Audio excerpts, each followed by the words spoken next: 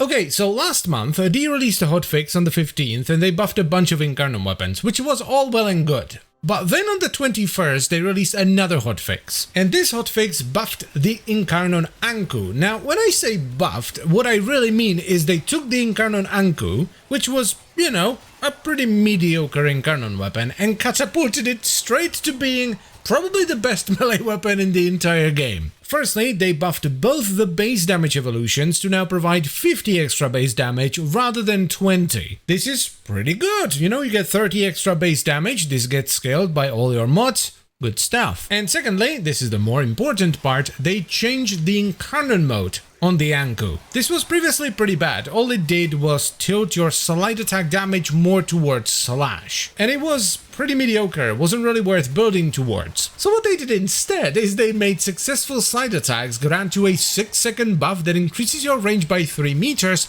and guarantees a slash proc with every hit.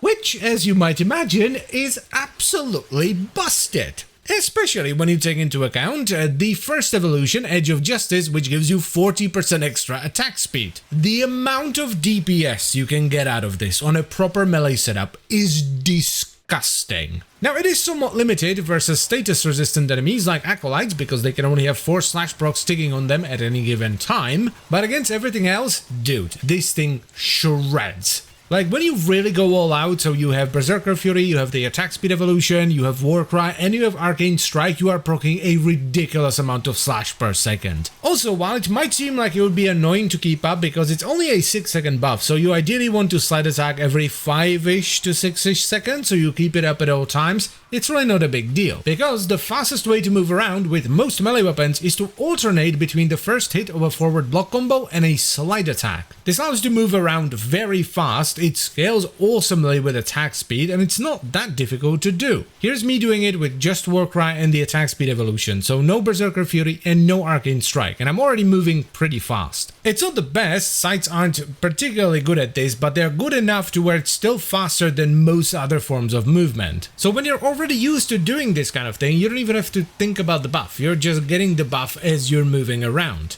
So, with these new buffs, what we can actually do with the Anku is to run Edge of Justice, which gives you the base damage, and then the attack speed, which is always nice. We then get either Swordsman's Celerity for the movement speed, or any other evolution there is fine, and we top it off with Absolute Valor for extra base crit, as we don't really need the status. And then we just slap on a Vital Hybrid. We run Primed Pressure Point or Condition Overload for damage, Blood Rush for crit chance, Weeping Wounds for status chance, Organ Shatter for crit damage, Berserker Fury for attack speed, either Primed Reach for extra range or a Primed Smite mod for extra sweaty damage, and we top it off with a fully ranked Virulent Scourge and Vicious Frost for Vital, which actually gives us more upfront damage than on most other Vital slash based melee weapons, because you generally want to go for unranked dual stat mod so that your Vital damage doesn't overpower slash. And that's pretty much it. It's a pretty cheap build, it doesn't require that much investment, you just need to get the Anku and then do a bit of Steel Path Circuit, and bam, you have the best melee weapon in the game. Enjoy. This is a big old twisterino, you know, as I've said in the beginning, it went from a pretty mediocre Incarnon weapon to one of the best melee weapons, if not the best melee weapon in the entire game. Also, a funny little thing here, the Riven disposition on the Anku is currently sitting at 1.46.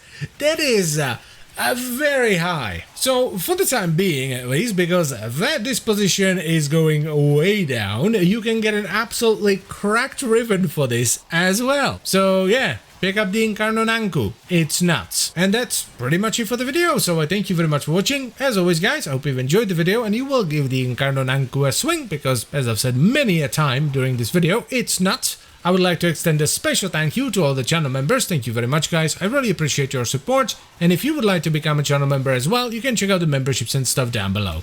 And I'll see you next time, bye bye.